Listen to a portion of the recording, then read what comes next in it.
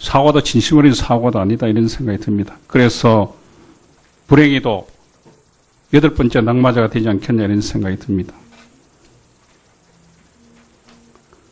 다음 영상을 한번 보시죠.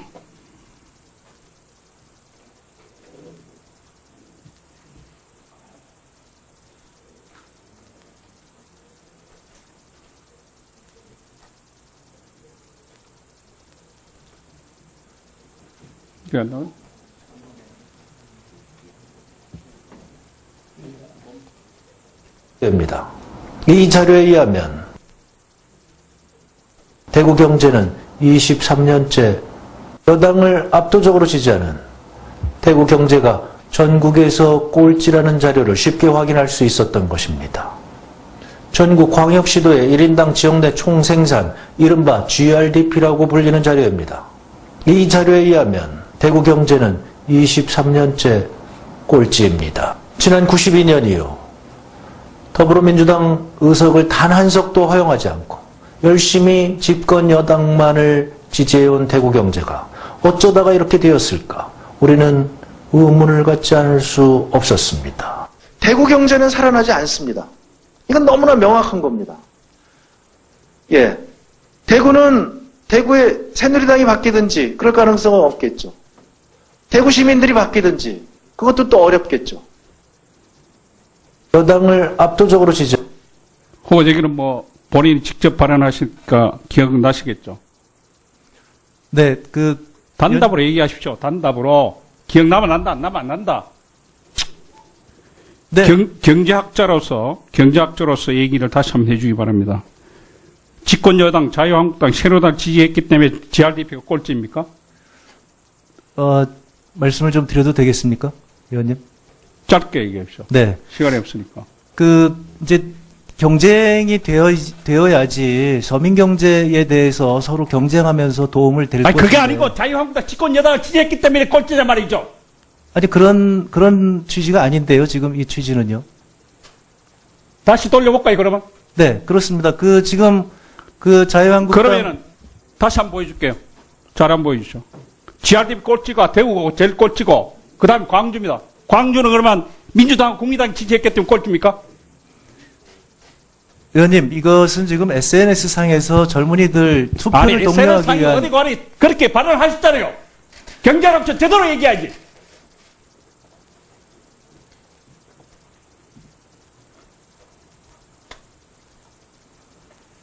광주도 그러면 국민의당하고 더불어민주당 지지했기 때문에 그렇습니까? 민주당, 종전의 민주당.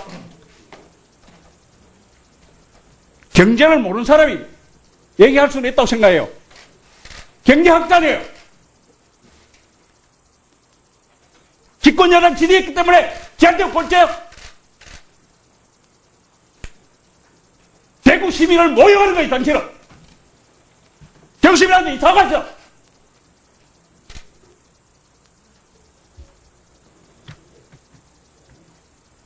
사과할 용이 없어요. 네, 의원님, 제가 지금 이게 보시다시피. 이제 사과할 건지 말할 건지만 얘기하시오. 제가 이제 이런 문제에 대해서는요, 지금 보시다시피 이게 그것이 알고 싶다를 패러디한 겁니다. 젊은이들 용이고요. 그래서 청선을 독려하기 위해서. 그럼 다 들어볼까요, 그러면? 저희 당을 지지해달라고 하는 그런 의미에서 조금 얘기를 드린 거고요. 지금 말씀하신 그것이. 내가 앞서 말씀드렸는데, 8번째 낙마자가 되리라고 저는 확신합니다. 오늘 여태까지 변명만 들어놓고 명쾌하게 해명한 현재 한 적이 있어요? 사과도 진심으로 사과한 적이 있습니까?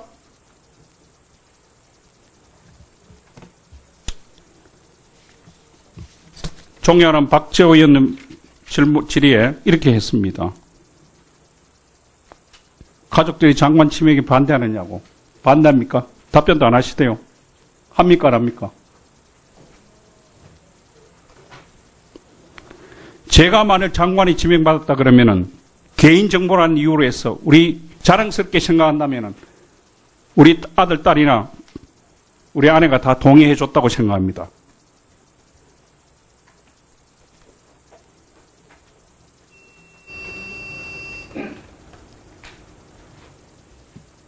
근데 사과는 안 하시네, 그죠? 대구 시민한테. 의원님 그 취지가 그렇지 않았다는 말씀을 다시 한번 드리고요. 만약에 제 그 표현에 의해서 지금 말씀드렸 지금 똑같은 일들이 많은 사람들이 상처를 받았어요. 네, 그 상처를 받은 분들에게는 진심으로 사과 말씀을 올리겠습니다. 네, 곽대훈 의원님 수고하셨습니다. 다음은 홍익표 의원님 질의하시겠습니다. 네, 뭐 청문회 때 되면 항상 그 야당 측에서 이러저러한 그 정치 공세가 있는 것도 알기 때문에 하지만 너무 과한 표현들이나 말씀들도 있는 것 같아서 아까 뭐 그 백데이터를 조작했다든지 뭐 이 범죄 행위이기 때문에 국세청이 수사 조사가 있어야 된다, 장물압이다 뭐 이런 등등의 너무 과한 표현들이 있는데 후보자 얘기를 들어보면 대충 다 해명이 됩니다. 더군다나 국세청장이 예결위에 나와서 탈루 혐의 없다라고 분명히 얘기한 바 있습니다. 그리고 뭐 언제든지 뭐 잘못된 게 있고 확실한 게 있으면 개별적으로 국세청에 고발하면 됩니다. 고발해가지고 국세청이 홍 후보자께서 무슨 잘못한 게 있으면 수사받고 그거에 대해서 그 세금 낼 게 있으면 내고 또 뭐 진짜 잘못된 게 있으면 더 큰 그 사법부가 판단해서 그 받으시면 되는 거죠. 그렇게 간단한 거 아니겠습니까? 후보자도 그렇게 생각하시죠? 네, 제가 답변하기 뭐 적절치는 않은 것 하여간 같습니다. 뭐 그렇게 네. 왜 최종적으로 후보자의 어떤 사법적 판단은 사법부가 내리는 거고 어떤 그 세금과 관련된 문제가 있다면 국세청에서 그건 그 조사해서 고발할 건 국세청의 권한이니까 거기에서 판단하고 근데 국세청장은 후보자에 대한 탈루 혐의가 없다고 분명히 공식적으로 답변을 하셨습니다. 예결위원장에서. 네, 저희가 철저히 하려고 노력을 했는데 만약에 실수가 있거나 이렇다면 뭐 얼마든지 용의가 있습니다. 그리고 아까 그 후보자 발언도 그 총선 앞두고 하신 그 내용이었죠? SNS상에서요.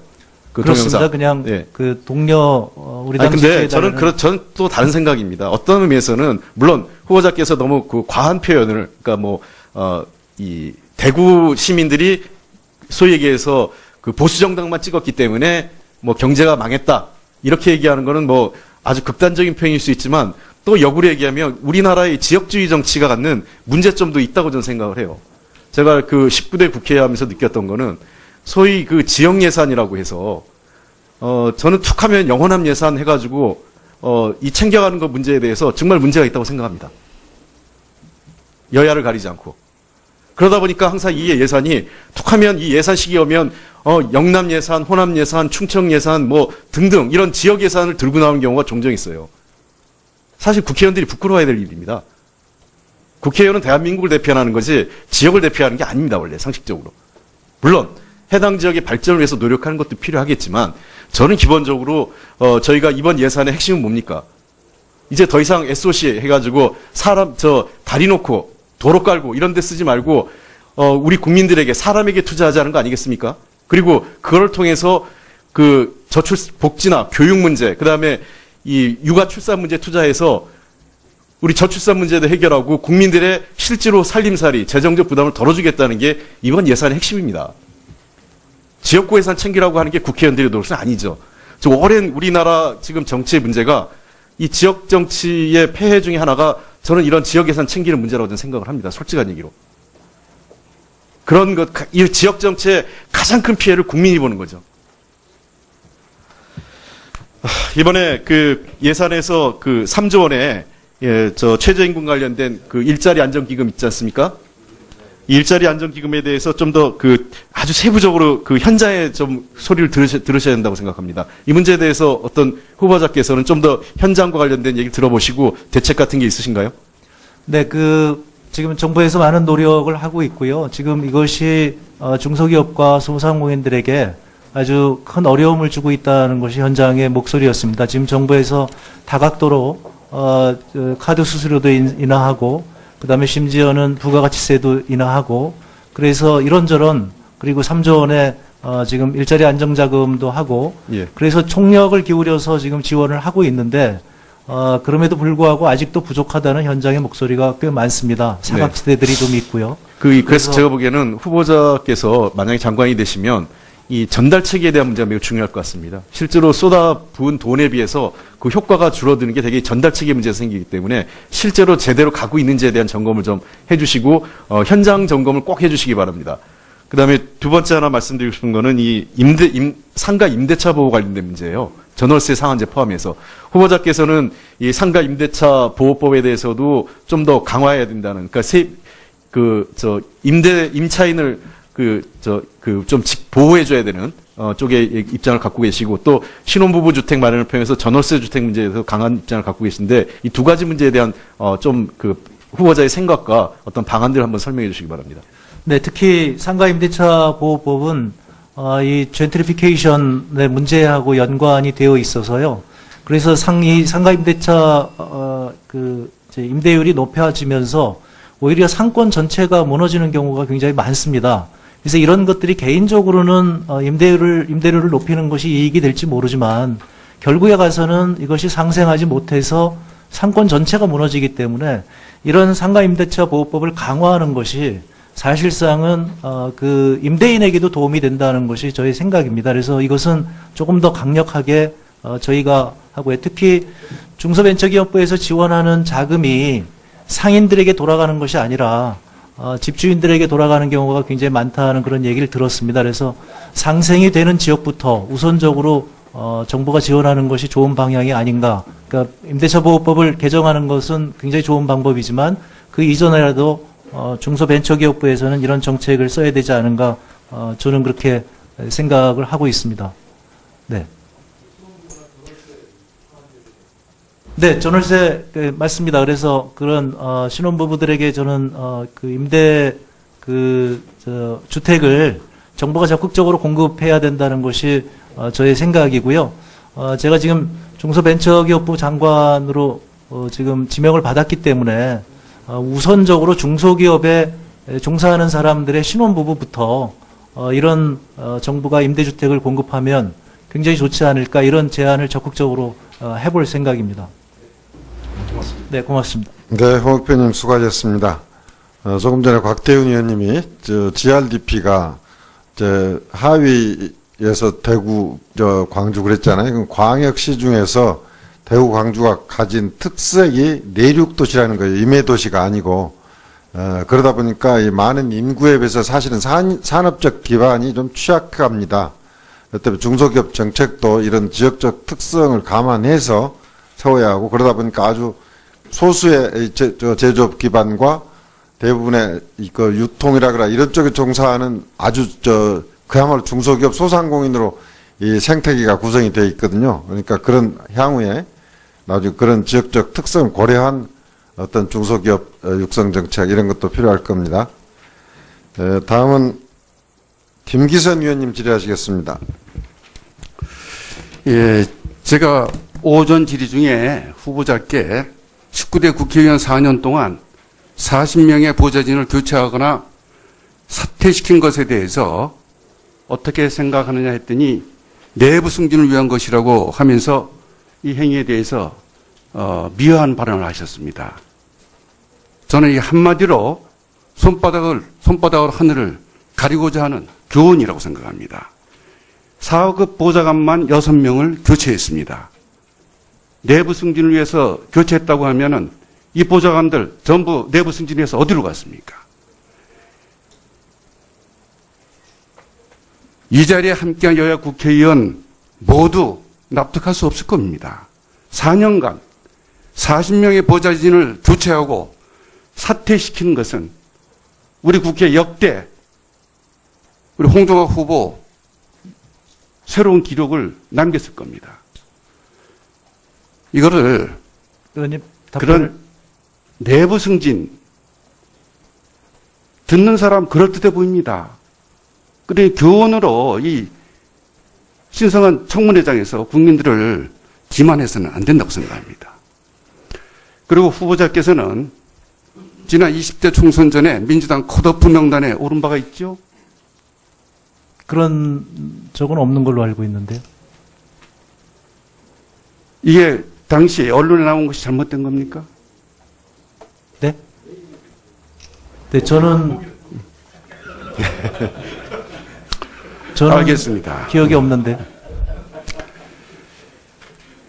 그리고 후보자께서는 국회의원 재임 기간 8억 6천만 원의 재산을 갖고 있는 바로 딸이 건보료를 내지 않고 후보자의 피부양자로 되어 있었던 것 알고 계십니까? 의원님, 지금 건강보험료는 제가 이제 그 직장을 그만두면서 저도 알아봤는데요. 지금 건강보험공단에서 자동적으로 모든 재산을 다 지역 가입자의 경우는 계산해서 자동적으로 알겠습니다. 계산이 됩니다. 물론입니다. 네. 재산을 9억 원 이하가 되면은 그 자녀들은 당연히 피부양자가 될 수가 있습니다. 8억 6천만 원의 재산을 가졌기 때문에 건보로 피부양자 자격을 갖고 있는 겁니다. 바로 이 부분이 또 다른 쪼개기 증여로 인해 가지고 건보료까지 회피했다는 그런 비판을 받을 수도 소지도 있다. 이거를 말씀드리면서 장관이 되시면은 이런 9억은 아니지만은 거의 법의 취지는 그 9억 이상 되는 사람들은 그 재산이 있으니 그걸로 건강보험료를 내라고 하는 것이 법의 취지입니다. 8억 6천만 원이니까 안 내도 된다. 물론 안 낼 수가 있어요. 만약 장관이 되시면은 딸의 건강보험료 계속 안 내고 피부양자를 하실 겁니까? 말씀드려도 될까요? 네. 이 건강보험료는 제가 국회의원을 그만두면서 제가 지역가입자로 바뀌었고요. 자동적으로 딸의 재산을 고려해서 그것까지 고려한 그 보험료를 냈습니다. 그러니까 지금 말씀하시는 그것은 뭐 한 2, 3개월에 해당되는 6개월입니다. 6개월. 네, 그렇습니다. 6개월 그러니까. 얘기하는 겁니다. 국회의원 재직 기간 중에서 6개월 이 부분을 얘기하는 겁니다. 그리고 올 봄에 우리나라하고 프랑스가 비슷한 시기에 정권이 교체가 됐습니다. 프랑스도 마크롱이라고 하는 새로운 지도자에 대해서 프랑스 국민들이 전폭적인 지지를 하면서 대통령이 당선이 됐고 정부가 들어섰습니다. 들어선 이후에 이러한 방향으로 가겠다라고 하는 것은 마크롱 정부나 문재인 정부와 같습니다. 바로 4차 산업혁명에 선도적으로 대비하고 준비해야 된다. 그러면서 방법은 프랑스하고 우리가 정반대 방향으로 가고 있습니다. 프랑스는 노동 유연성이 제대로 확보되지 않고는 미래가 없다. 이래서 프랑스 공무원들의 상당수를 줄이고 그 줄인 예산 가지고 제대로 된 직업교육, 직업훈련을 하는 것으로 이렇게 방침을 추진하고 있습니다. 우리나라하고 정반대입니다. 우리나라는 17만 4천 명이라고 하는 공무원 대폭 늘리겠다고 하면서 노동 유연성과 관련해서는 그런 얘기하는 사람 물러나라고 하는 것이 이 정부입니다. 어떻게 생각하세요? 둘 중에 한 나라는 5년 후에 아주 잘못된 길로 가가지고 나라가 문제가 생기거나 이럴 겁니다. 불란서 잘못 가고 있습니까? 네, 말씀 드려도 되겠습니까? 네. 의원님, 말씀을 제가 잘 새겨 듣도록 하겠습니다. 그런데, 프랑스의 경우는, 저희하고 사정은 조금 다르다고 저는 알고 있습니다. 그래서 그 전에, 사회주의 국가였기 때문에, 굉장히 사회보장 제도가 잘 되어 있고요. 그런 가운데 우리보다 공적 영역의 비중이 훨씬 더 큰 걸로 알고 있습니다. 저희가 지금 공무원을 늘리는 것이 아니라 일반 공무원이 아니라 저희 생각에는 정부가 지금까지의 그런 규제기관에서 서비스기관으로 전환을 하는 입장에서 앞으로 복지국가를 가기 위해서는 서비스 인력이 필요하다. 그래서 꼭 필요한 지금 소방이나 경찰, 그 다음에 복지공무원, 노동의 그런 근로감독관 이런 쪽에 꼭 필요한 추가 인원을 저는 보충하는 걸로 알고 있습니다. 그래서 그 두 개가 그렇게 상반된 것이라고는 생각하지 않습니다. 네.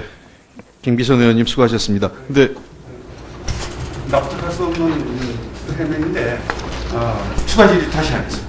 네, 알겠습니다. 후보자님 하나 정정하셔야 될 것 같아요. 프랑스가 사회주의 국가는 아니죠? 네, 사회당이 집권했다는 걸 이렇게 표현했습니다. 네. 예. 자, 권칠승 의원님 질의해 주시기 바랍니다. 네, 권칠승입니다. 최근에 최저인상 임금하고 소득주도 성장 관련해서 국회 내에서 국감 때도 이런저런 논란이 많이 있었던 거는 알고 계십니까? 네, 알고 있습니다. 예. 이제 소득주도 성장 이 담론이 작동하기 어렵다 하는 그 야당 쪽의 비판이 많았습니다. 그 내용도 알고 계시죠? 네, 알고 있습니다. 그러면 제가 몇 가지 좀 신뢰를 좀 들어보겠습니다.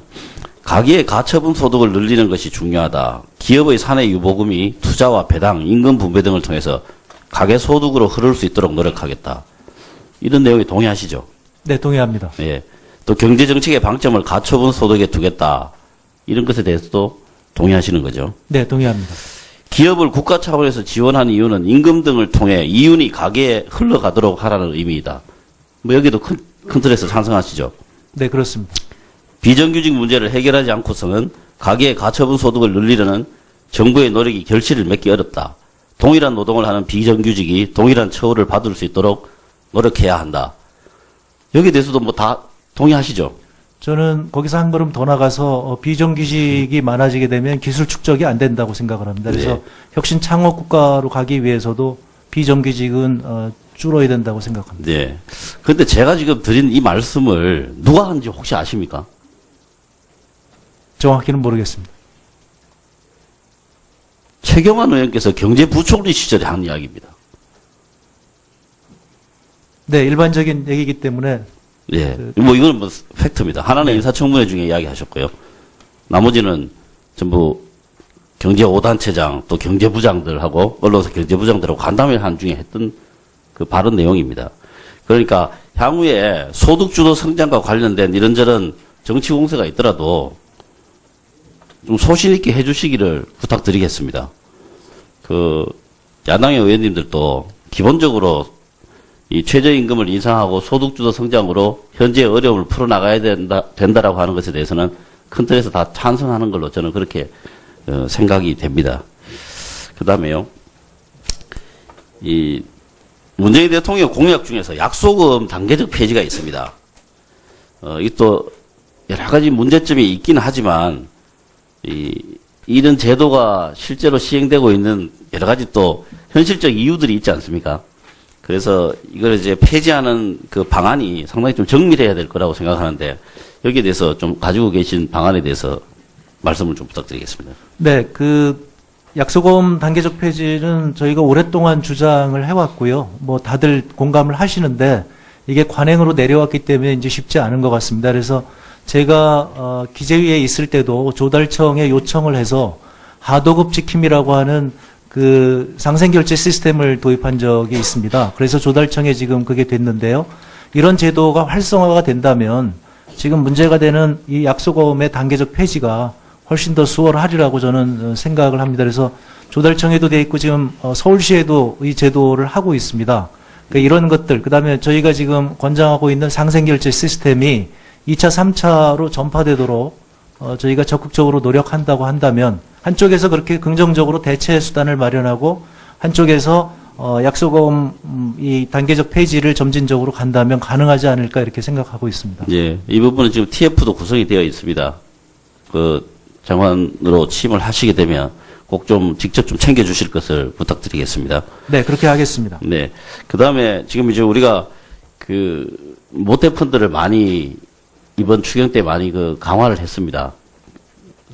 아주 많은 금액을 8,300 정도 추경으로 증액을 했는데요.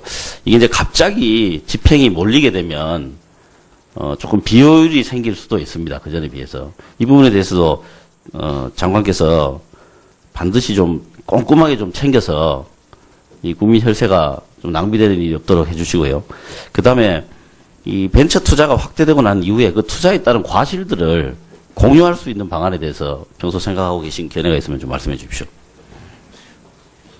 네, 지금 이제 과거에 저희가 그 사내의 그 증권 투자를 강조하는 그리고 이제 권장하는 그런 제도가 있었는데 그리고 스탁옵션 제도가 있었습니다.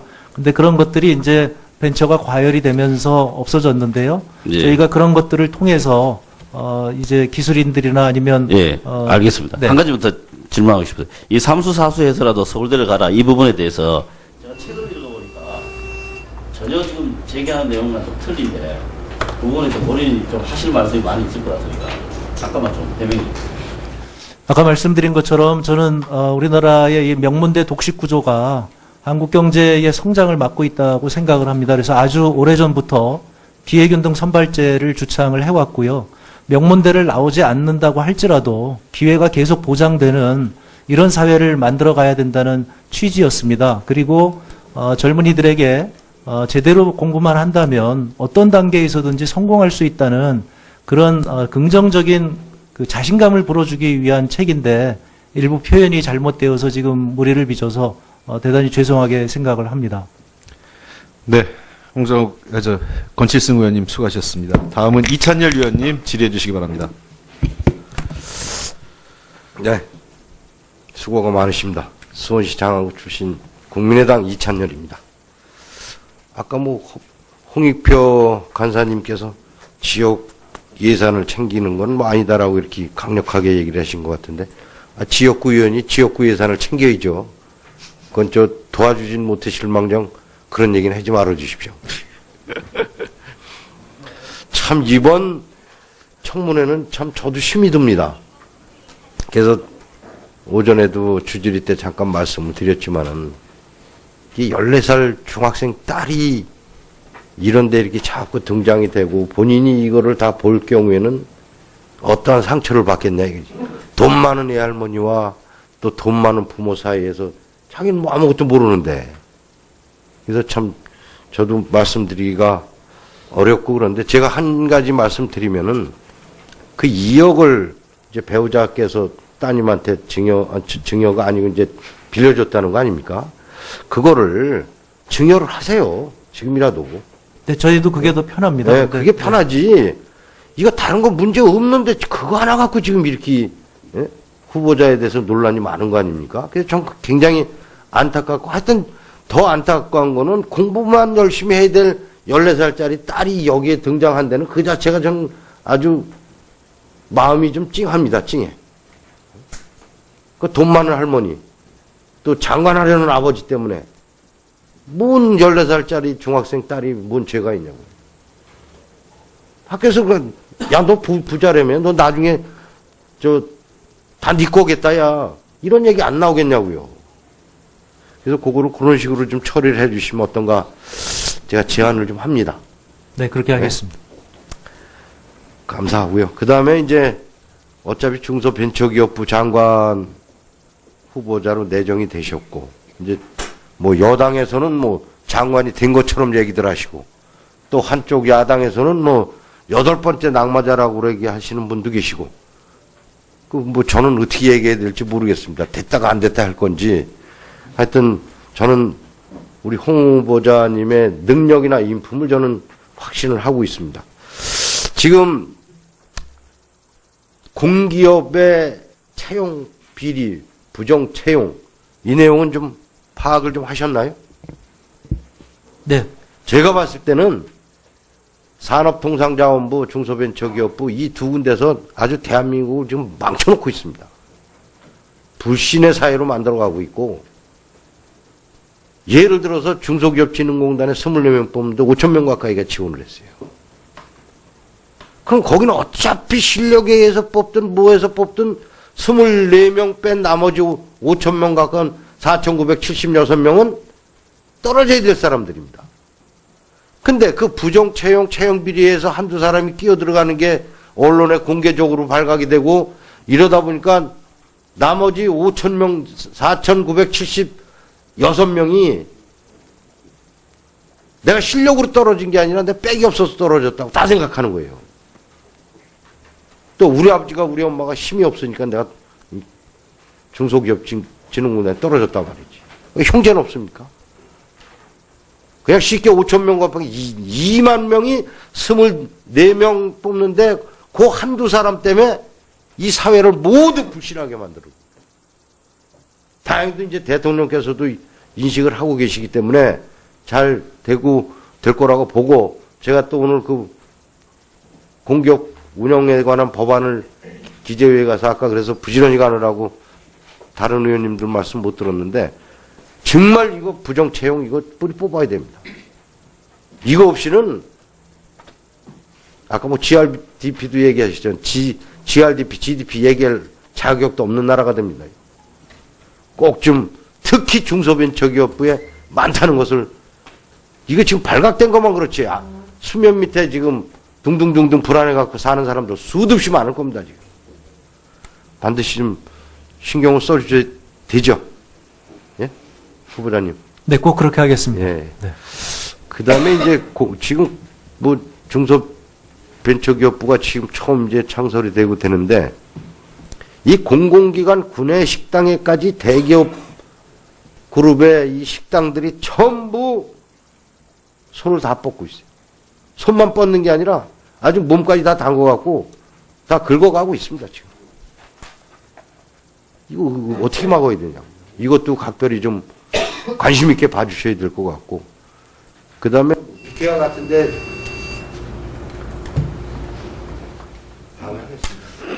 네, 저희가 중소벤처기업부이기 때문에 제가 이 현황은 보고를 못 받았습니다만은 최소한 저희 관련 구내식당만은 중소기업이 들어오도록 하겠습니다. 네, 고맙습니다.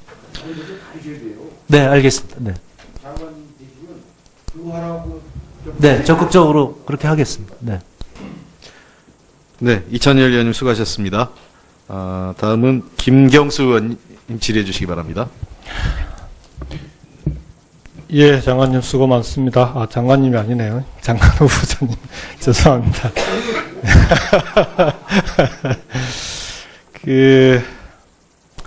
오전 질의 과정에서 이제 정여 문제라든지, 그 다음에 서울대를 가라라고 하는 책의 문제라든지 이런 부분들은 어느 정도 좀 저는 해명이 됐다고 보고요. 개인적으로 이런 도덕성에 대한 검증은 흠결이 없는 사람이 있을 수가 없습니다. 기본적으로 약간씩의 누구나 이런저런 문제들이 있을 수 있는데 우리가 인사청문회 과정에서 도덕성에 대한 검증은 그분이 장관으로서의 직무를 수행할 수 있을 정도, 장관으로서 직무를 수행하기 어려운 그런 도덕성의 결함이 있는지를 따져보는 거 아닌가 싶고요. 지금까지 나온 여러 가지 사항들을 보면 특별히 장관 직무를 수행하는 데 문제가 있어 보이지는 않는다는 생각입니다. 그리고 우리 홍정화 후보자의 경우에는 경제학자로서 그리고 시민운동 과정에서 그리고 지난번 19대 국회 그리고 이번 대선 과정에서 여러 가지 정책적인 내용들이라든지 특히 이번 대선 정책 본부장으로서 경선 과정에서 문재인 대통령께서 중소기업부로 왜 전환시키면서까지 중소기업부로 격상시키면서까지 중소기업 벤처 기업에 대해서 적극적으로 정책을 펼치려고 하는지를 누구보다 잘 알고 계시기 때문에 저는 만일 청문회를 통과한다면 누구보다 잘 하실 거다라고 개인적으로는 그렇게 생각합니다. 그래서 좀 이번에는 좀 정책과 관련된 질의를 좀 드리고자 합니다. 지금 중소기업이나 자영업자, 소상공인들이 걱정들이 되게 많은데요. 뭘 제일 걱정하는 것 같습니까? 후보자님? 네, 지금 이제 이 최저임금 이런 문제고요. 그렇죠. 그다음에 최저임금하고 근로시간 단축. 네, 이런 이게 문제. 지금 소위 발등의 물 같은 거거든요.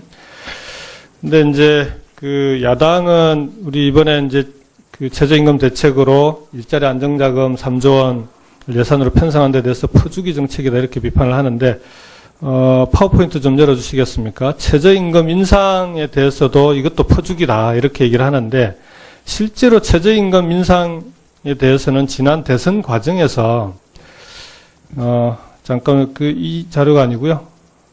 대선 각 당의 최저임금 공약 자료 좀 열어주십시오. 예.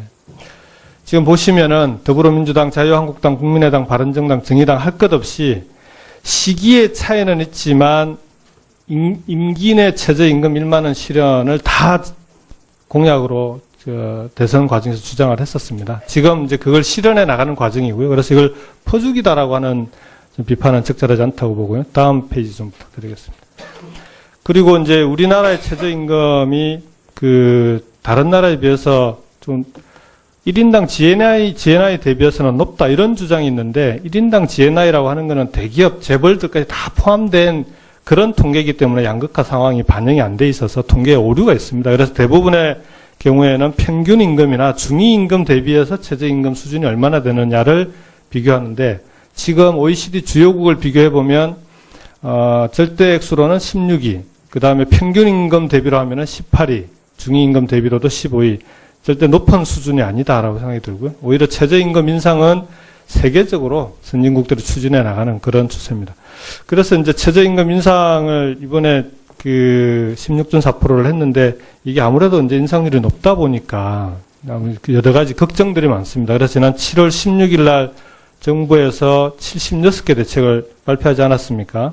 그 대책의 지원 효과를 쭉 계산을 해보면 총 지원 효과가 약 10조 플러스 알파인 걸로 되어 있는데 이 부분은 어쨌든 중기부에서도 중소상공인이나 자영업자들이 이 정부 대책에 대해서 충분히 피부로 느낄 수 있도록 여러 대책들을 좀 함께 강구해 주셔야 된다고 생각합니다. 그럼에도 불구하고 여전히 불안감들을 갖고 있거든요. 그래서 이번 기회에 좀 근본적인 대책이 필요하지 않냐. 특히 현장에서 제일 많이 요구하는 게 최저임금의 산입 범위 문제입니다. 결국은 기본급하고 정기적 직무 직책 수당만 들어가 있는 이런 최저임금 산입 범위를 가지고는 현실을 반영하기 어렵지 않겠습니까? 들어가 있는 경제상여금이라든지 숙식비, 체력 관련 이런 부분들이 최저임금에 다 포함이 돼야 실제 그 작은 중소기업들 같은 경우에는 외국인 노동자들을 많이 쓰는데 외국인 노동자들은 대부분 그 숙식비까지 다 제공을 하거든요. 근데 그게 최저임금에는 안 들어간단 말입니다. 그래서 이런 최저임금 산입 범위를 조정을 좀 해주셔야 될 것 같고요. 두 번째로는 최저임금의 차등 적용 문제를 이번에는 검토해봐야 되는 거 아니냐. 외국 같은 경우에는 우리나라는 최저임금을 일률적으로 적용을 하는데요. 선진국 같은 경우는 이 파워포인트, 파워포인트 보시면은 지역, 연령, 산업별 차등 적용을 실시하고 있습니다. 그래서 우리나라도 최저임금에 대해서는 실제 연령의 문제도 있고, 그 다음에 그 산업별로도, 업종별로도 최저임금이 달리 적용될 수 있는 여지들이 많습니다. 이 부분들은 혹시 장관 임명이 되시면 최저임금 문제에 대해서는 좀 근본적인 대책들을 강구해서 세워주시고, 지금 제가 말씀드린 데 대해서 후보자 입장을, 의견을 말씀해 주십니다. 네, 존경하는 김경수 의원님께서 아주 좋은 의견을 주셔서 너무 감사드립니다. 대체적으로 말씀하신 거에 대해서 다 동의를 하고 있습니다. 그동안, 제가 지명받기 전에도 이 문제에 대해서는, 굉장히 저도 걱정이 많이 되어서, 계속 파악을 해왔고요. 저는 지금 말씀하신 거가 저는 다 동의합니다. 그리고 거기에 덧붙여서 저는 지금 소상공인 자영업자 그리고 중소기업에 매출 확대가 필요하지 않은가, 수요 확대가 필요하지 않은가 해서 지금 온누리 상품권, 그러니까 공무원들의 복지 포인트를 온누리 상품권으로 확대하는 것, 그리고 지금 복지수당이 상당히 많이 나가는데, 이 복지수당을 소상공인 전용 카드로 하는 방안, 그 다음에, 지역사랑 상품권도 또 활성화하는 방안, 이런 것들을 활성화하고, 무엇보다도 국민 전체적으로 우리가 조금 불편하더라도, 이 길이 우리가 다 함께 더불어 잘 사는 길이기 때문에, 중소기업 물건을 하나 더 사주고, 전통시장에 가서 한 번 더 장 보고, 이런 공감대와 그 다음에 이런 전체적인 뭐라 그럴까요? 국민 전체가 함께 가는 이런 운동이 필요하지 않은가 저는 그렇게 생각을 하고 있습니다. 좋은 말씀 감사합니다. 네. 김경수 의원님 수고하셨습니다. 다음은 윤한홍 의원님 질의해 주시기 바랍니다. 후보자님, 지금 재산 신고 서류를 보니까, 압구정동 사시네요? 지금 성수동으로. 전세가 지금 2개인데요, 보니까. 본인 네네, 그렇습니다. 전세가 압구정동? 네. 10억 5천만 원. 네. 그 다음에, 우리 후보자 부인의 전세집이 84제곱미터에 12억, 성동에. 네네, 그렇습니다. 그러네요. 그러면 전세집이 두 개네요. 22억 5천만 원이네, 전세집이. 이사를 가는데 지금 전집이 지금 안 빠져가지고 이렇게 된 상황입니다. 그러면 지금 부인 이름으로 돼 있는 12억 전세로 가는 겁니까? 네네, 그렇습니다.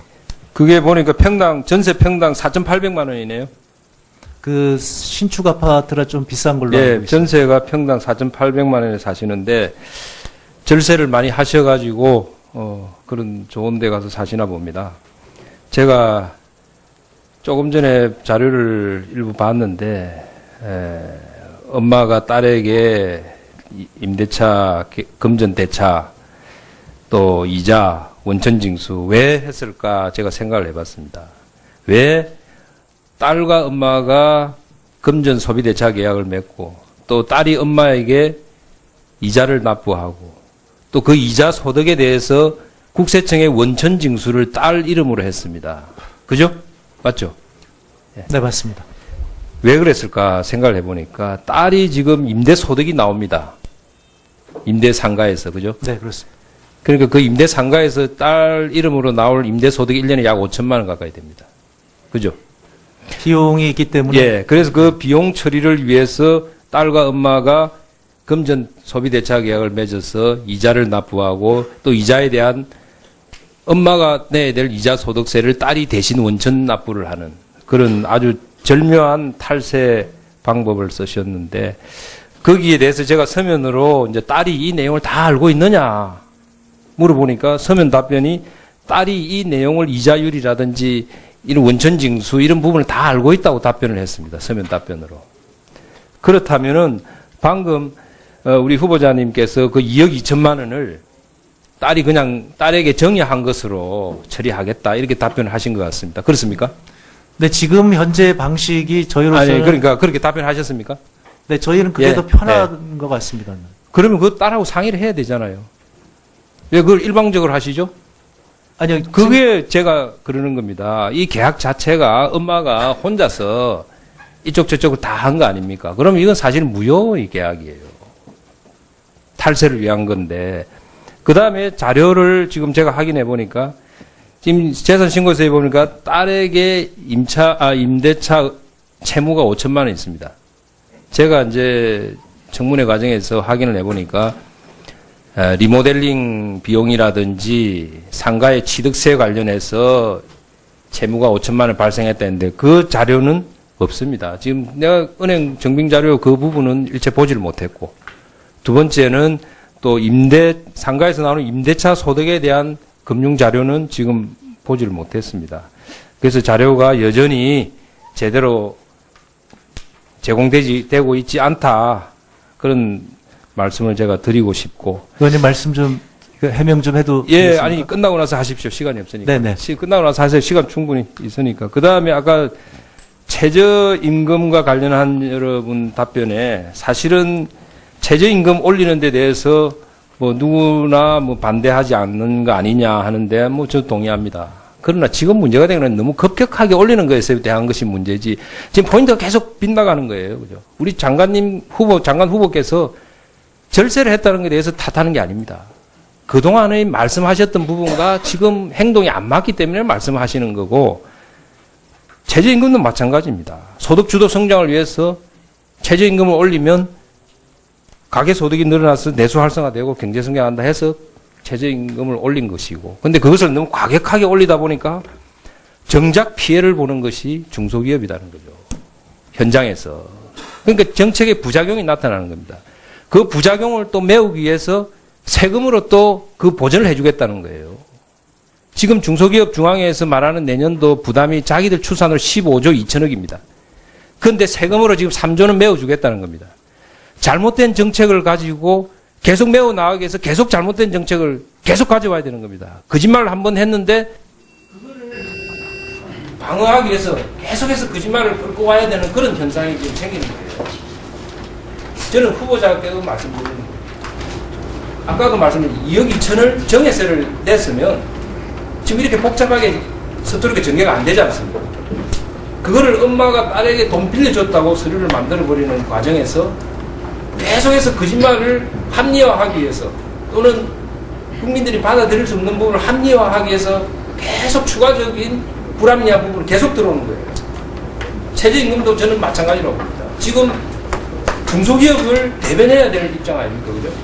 그런데 지금 최저임금을 이렇게 급격하게 올리는 것을 좋은 정책이다 하고 답변을 하시는 후보자께서 어떻게 중소기업을 대변할 수 있겠느냐. 심히 걱정이 됩니다. 자, 답변을 하십시오. 네. 존경하는 윤한원 의원께서 말씀하신 거에 상당한 일리가 있다고 생각을 합니다. 그래서 제가 생각하는 것을 좀 말씀을 드리겠습니다. 일단 지금 이 5천만 원 채무는 보증금 채무입니다. 그래서 보증금이 지금 2억이 들어와 있기 때문에 그 4분의 1에 해당하는 5천만 원이고요.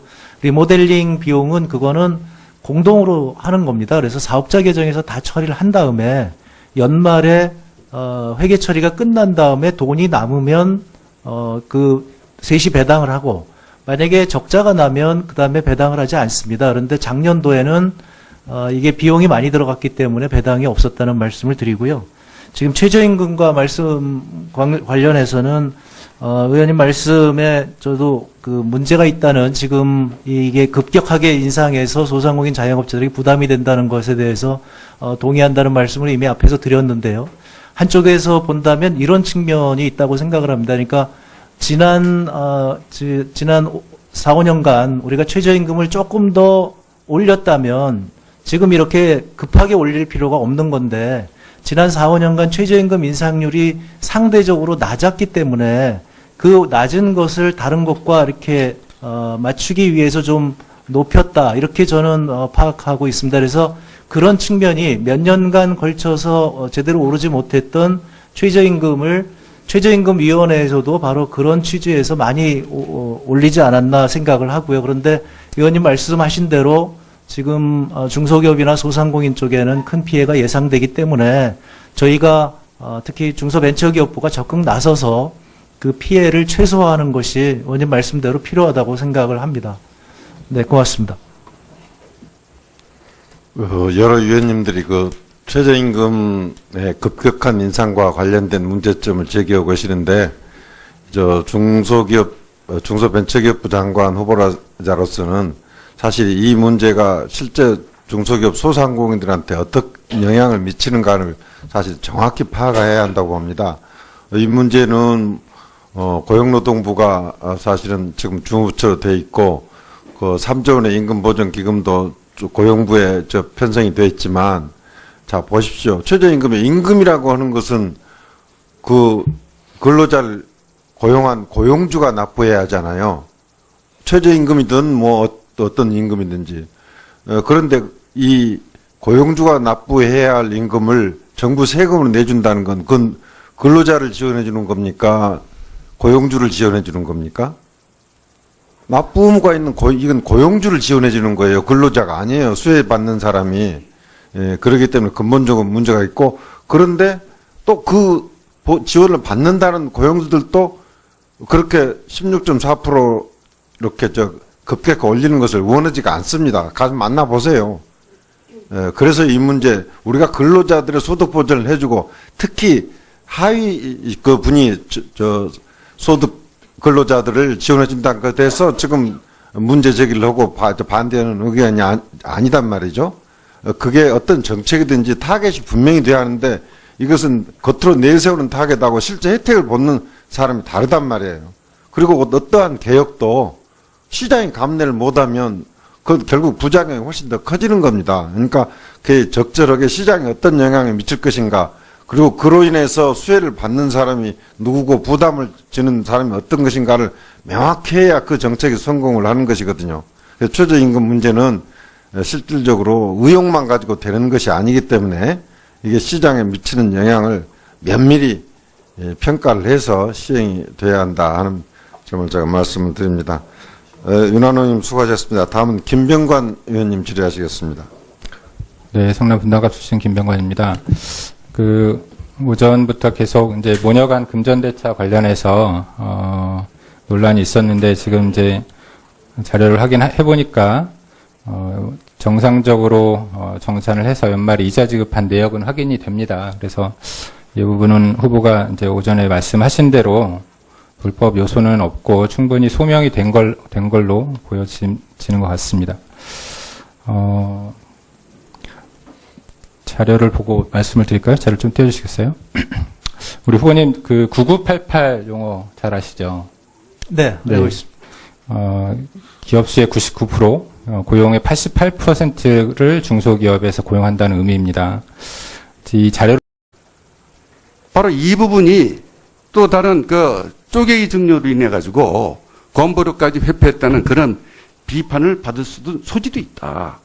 이거를 말씀드리면서 장관이 되시면은 이런 9억은 아니지만은 거의 법의 취지는 그 9억 이상 되는 사람들은 그 재산이 있으니 그걸로 건강보험료를 내라고 하는 것이 법의 취지입니다. 8억 6천만 원이니까 안 내도 된다. 물론 안 낼 수가 있어요. 만약 장관이 되시면은 그 딸의 건강보험료 계속 안 내고 피부양도를 하실 겁니까? 말씀드려도 될까요? 네. 이 건강보험료는 제가 국회의원을 그만두면서 제가 지역가입자로 바뀌었고요. 자동적으로 딸의 재산을 고려해서 그것까지 고려한 그 보험료를 냈습니다. 그러니까 그 지금 말씀하시는 그것은 뭐 한 2, 3개월에 해당되는 6개월입니다. 6개월. 네, 그렇습니다. 6개월 얘기하는 겁니다. 국회의원 재직 기간 중에서 6개월 이 부분을 얘기하는 겁니다. 그리고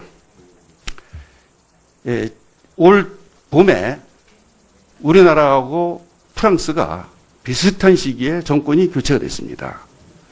프랑스도 마크롱이라고 하는 새로운 지도자에 대해서 프랑스 국민들이 전폭적인 지지를 하면서 대통령이 당선이 됐고 정부가 들어섰습니다.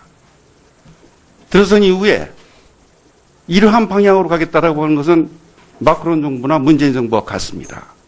바로 4차 산업혁명에 선도적으로 대비하고 준비해야 된다. 그러면서 방법은 프랑스하고 우리가 정반대 방향으로 가고 있습니다. 프랑스는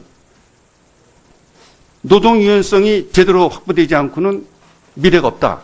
이래서 프랑스 공무원들의 상당수를 줄이고 그 줄인 예산 가지고 제대로 된 지역교육, 직업훈련을 하는 것으로 이렇게 방침을 추진하고 있습니다.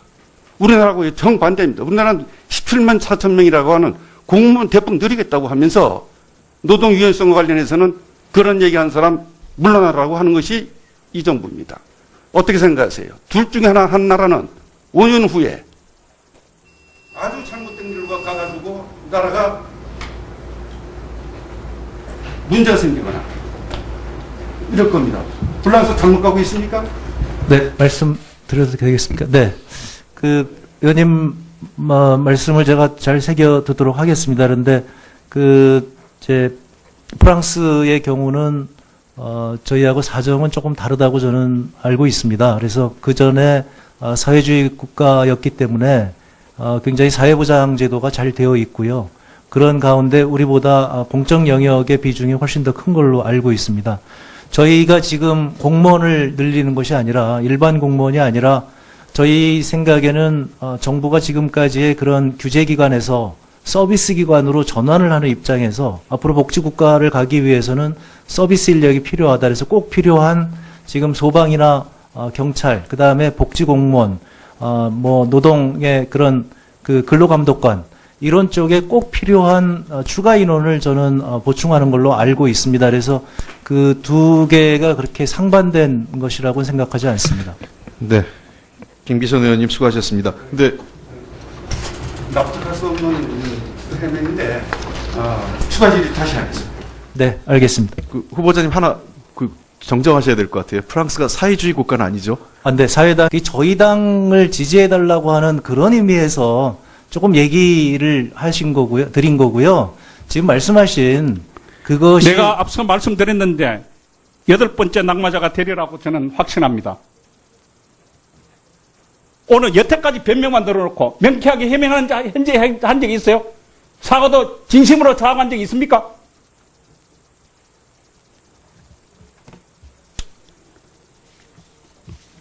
존경하는 박재호 의원님 질의에 이렇게 했습니다. 가족들이 장관 치맥에 반대하느냐고. 반대합니까? 답변도 안 하시대요. 합니까, 안 합니까? 제가 만일 장관이 지명받았다 그러면은 개인정보라는 이유로 해서 우리 자랑스럽게 생각한다면은 우리 아들, 딸이나 우리 아내가 다 동의해 줬다고 생각합니다.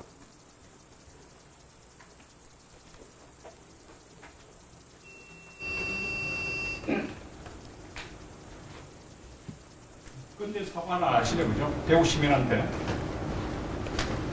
의원님 그 취지가 그렇지 않았다는 말씀을 다시 한번 드리고요. 만약에 제 그 표현에 의해서 지금 말씀드렸 지금 똑같은 일들이 많은 사람들이 상처를 받았어요. 네, 그 상처를 받은 분들에게는 진심으로 사과 말씀을 올리겠습니다. 네, 곽대훈 의원님 수고하셨습니다. 다음은 홍익표 의원님 질의하시겠습니다. 네, 뭐 청문회 때 되면 항상 그 야당 측에서 이러저러한 그 정치 공세가 있는 것도 알기 때문에 하지만 너무 과한 표현들이나 말씀들도 있는 것 같아서 아까 뭐 그 백데이터를 조작했다든지 뭐 이 범죄 행위이기 때문에 국세청이 수사 조사가 있어야 된다, 장물합이다 뭐 이런 등등의 너무 과한 표현들이 있는데 후보자 얘기를 들어보면 대충 다 해명이 됩니다. 더군다나 국세청장이 예결위에 나와서 탈루 혐의 없다라고 분명히 얘기한 바 있습니다. 그리고 뭐 언제든지 뭐 잘못된 게 있고 확실한 게 있으면 개별적으로 국세청에 고발하면 됩니다. 고발해가지고 국세청이 홍 후보자께서 무슨 잘못한 게 있으면 수사받고 그거에 대해서 그 세금 낼 게 있으면 내고 또 뭐 진짜 잘못된 게 있으면 더 큰 그 사법부가 판단해서 그 재받으시면 되는 거죠. 그렇게 간단한 거 아니겠습니까? 후보자도 그렇게 생각하시죠? 네, 제가 답변하기 뭐 적절치 않은 하여간 뭐 말씀인데, 그렇게 왜 최종적으로 후보자의 어떤 사법적 판단은 사법부가 내리는 거고 어떤 그 세금과 관련된 문제가 있다면 국세청에서 그건 그 조사해서 고발할 건 국세청의 권한이니까 거기에서 판단하고 근데 국세청장은 후보자에 대한 탈루 혐의가 없다고 분명히 공식적으로 답변을 하셨습니다. 예결위원장에서. 네, 저희가 철저히 하려고 노력을 했는데 만약에 실수가 있거나 이렇다면 뭐 얼마든지 용의가 있습니다. 그리고 아까 그 후보자 발언도 그 총선 앞두고 하신 그 내용이었죠? SNS상에서요. 그 그렇습니다. 동영상. 그냥 예. 그 동료 우리 당 근데 지지자들은 저는 또 다른 생각입니다. 어떤 의미에서는 물론 후보자께서 너무 그 과한 표현을 그러니까 뭐 이 대구 시민들이 소위 얘기해서 그 보수 정당만 찍었기 때문에 뭐 경제가 망했다 이렇게 얘기하는 거는 뭐 아주 극단적인 표현일 수 있지만 또 역으로 얘기하면 우리나라의 지역주의 정치가 갖는 문제점도 있다고 저는 생각을 해요. 제가 그 19대 국회 하면서 느꼈던 거는 소위 그 지역 예산이라고 해서 저는 툭하면 영원함 예산 해가지고 이 챙겨가는 거 문제에 대해서 정말 문제가 있다고 생각합니다. 여야를 가리지 않고. 그러다 보니까 항상 이 예산이 툭하면 이 예산 시기 오면 영남 예산, 호남 예산, 충청 예산 뭐 등등 사과도 진심 어린 사과도 아니다 이런 생각이 듭니다. 그래서 불행히도 8번째 낙마자가 되지 않겠냐 이런 생각이 듭니다. 다음 영상을 한번 보시죠.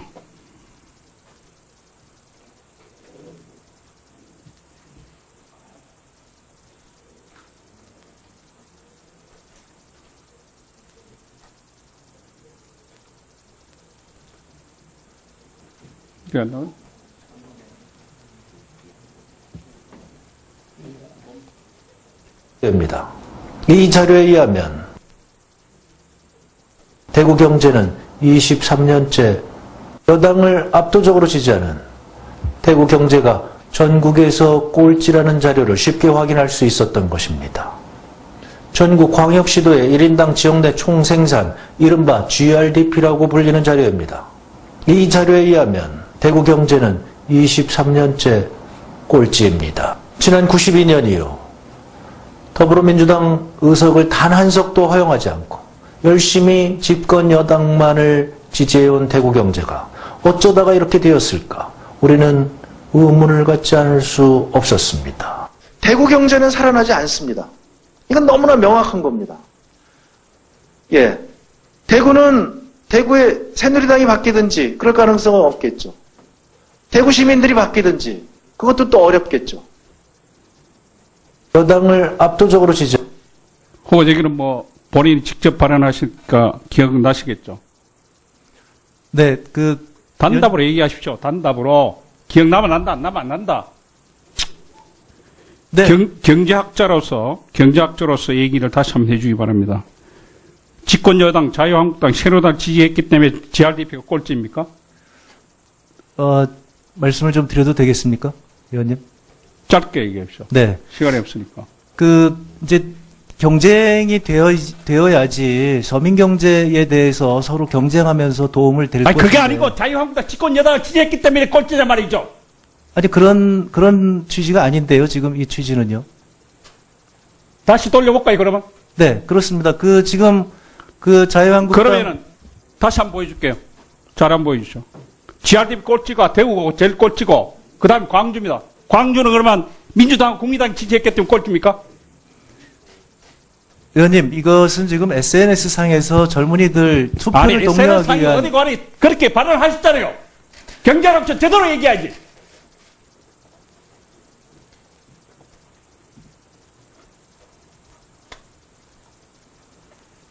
광주도 그러면 국민의당하고 더불어민주당 지지했기 때문에 그렇습니까? 민주당, 종전의 민주당. 경제를 모르는 사람이 얘기할 수는 있다고 생각해요. 경제학자네요. 집권여당 지지했기 때문에 저한테 꼴찌예요. 대구 시민을 모욕하는 거예요, 당신은. 대구 시민한테 사과하죠.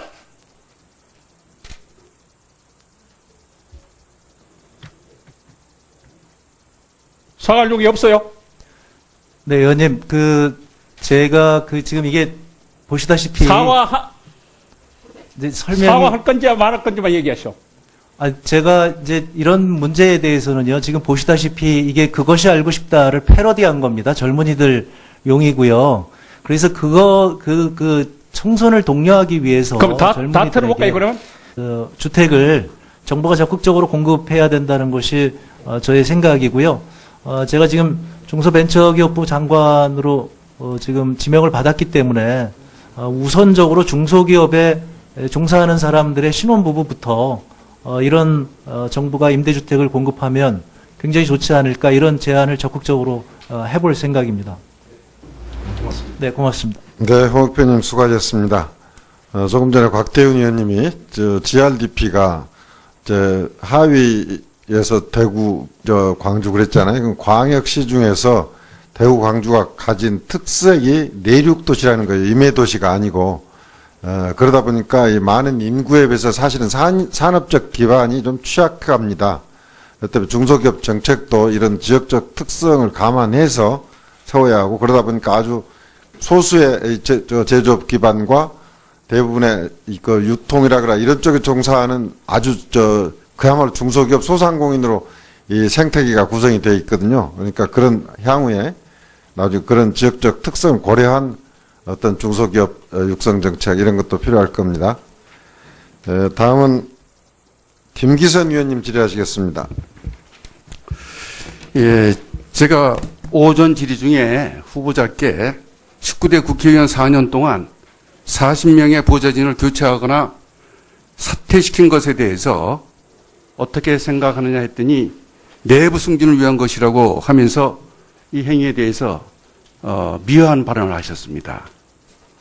저는 이 한마디로 손바닥으로 하늘을 가리고자 하는 교훈이라고 생각합니다. 4급 보좌관만 6명을 교체했습니다. 내부 승진을 위해서 교체했다고 하면은 이 보좌관들 전부 내부 승진해서 어디로 갔습니까? 이 자리에 함께한 여야 국회의원 모두 납득할 수 없을 겁니다. 4년간 40명의 보좌진을 교체하고 사퇴시키는 것은 우리 국회 역대 우리 홍종학 후보 새로운 기록을 남겼을 겁니다. 이거를 의원님, 그런 내부 승진 듣는 사람 그럴듯해 보입니다. 그래 교훈으로 이 신성한 청문회장에서 국민들을 기만해서는 안 된다고 생각합니다. 그리고 후보자께서는 지난 20대 총선 전에 민주당 컷오프 명단에 오른 바가 있죠? 그런 적은 없는 걸로 알고 있는데요. 이게 당시 언론에 나온 것이 잘못된 겁니까? 네? 네, 저는 알겠습니다. 기억이 없는데. 그리고 후보자께서는 국회의원 재임 기간 8억 6천만 원의 재산을 갖고 있는 바로 딸이 건보료를 내지 않고 후보자의 피부양자로 되어 있었던 것 알고 계십니까? 의원님, 지금 건강보험료는 제가 이제 그 직장을 그만두면서 저도 알아봤는데요. 지금 건강보험공단에서 자동적으로 모든 재산을 다 지역 가입자의 경우는 계산해서 자동적으로 알겠습니다. 계산이 됩니다. 물론입니다. 네. 재산을 9억 원 이하가 되면은 그 자녀들은 당연히 피부양자가 될 수가 있습니다. 8억 6천만 원의 재산을 가졌기 때문에 건보로 피부양자 자격을 갖고 있는 겁니다. 이런 지역 예산을 들고 나오는 경우가 종종 있어요. 사실 국회의원들이 부끄러워야 될 일입니다. 국회의원은 대한민국을 대표하는 거지 지역을 대표하는 게 아닙니다. 원래 상식적으로. 물론 해당 지역의 발전을 위해서 노력하는 것도 필요하겠지만 저는 기본적으로 저희가 이번 예산의 핵심은 뭡니까? 이제 더 이상 SOC 해가지고 사람 다리 놓고 도로 깔고 이런 데 쓰지 말고 우리 국민들에게 사람에게 투자하자는 거 아니겠습니까? 그리고 그걸 통해서 그 저출 복지나 교육 문제, 그다음에 이 육아 출산 문제 투자해서 우리 저출산 문제도 해결하고 국민들의 실제로 살림살이, 재정적 부담을 덜어주겠다는 게 이번 예산의 핵심입니다. 지역구 예산 챙기라고 하는 게 국회의원들의 노릇은 아니죠. 저 오랜 우리나라 지금 정치의 문제가 이 지역 정치의 폐해 중에 하나가 저는 이런 지역 예산 챙기는 문제라고 저는 생각을 합니다. 솔직한 얘기로. 그런 것, 이 지역 정치의 가장 큰 피해를 국민이 보는 거죠. 이번에 그 예산에서 그 3조 원의 최저임금 관련된 그 일자리 안정기금 있지 않습니까? 이 일자리 안정기금에 대해서 좀 더 아주 세부적으로 그 현장에 좀 소리를 들으셔야 된다고 생각합니다. 이 문제에 대해서 어떤 후보자께서는 좀 더 현장과 관련된 얘기를 들어보시고 대책 같은 게 있으신가요?